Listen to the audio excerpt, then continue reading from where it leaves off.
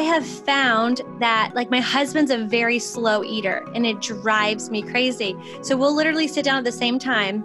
In 5 minutes, I will have eaten everything on my plate and I'm already putting dishes away. And he's just sitting there and he's chewing and he's enjoying his food. And I'm like, can you please hurry up? Let's go do something else.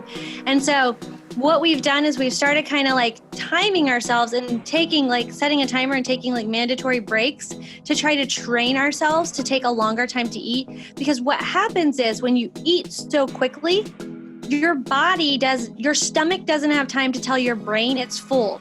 So we get to when you eat very fast, you overeat most of the time because by the time your stomach has caught up with your brain, you are too full at that point. It's too late. And so if you eat in a slower pattern, you'll see yourself get full faster and you'll eat less food. Plus it's good for your digestion. So we're now like timing ourselves. So like last night at dinner, I literally sat across from my husband and I watched every time he took a bite, I took a bite. And I sat there. He's a really slow eater. He's a very slow eater. And I actually felt so awkward because I was just like sitting there like, and I'm like, oh no, another bite. And so it was so interesting to see how long it took us to eat. And my kids are slow eaters. Like I just am super fast.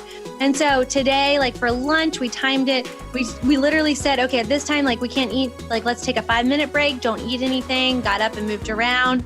And then it took us like literally over an hour to eat our lunch. But because it spread out, you know what I wasn't looking for in 15 minutes was chocolate, a snack, eating more things. And so I think it's really important to just, seeing this is how much slower you eat, how much less you're going to eat and just get exactly what your body needs.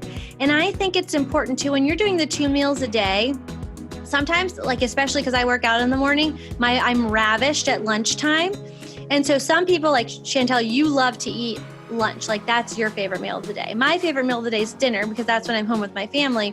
And so I think it's important to also have a meal and a snack, like having like I'll eat a smaller lunch so I can eat a bigger dinner if my whole family's eating, or if I know we're not eating something big for dinner or my kids want something that I don't really want, I'll eat a bigger lunch and then a smaller dinner. So having 2 full-sized meals sometimes is too much, but having like a good sized meal and then a smaller meal is just much better.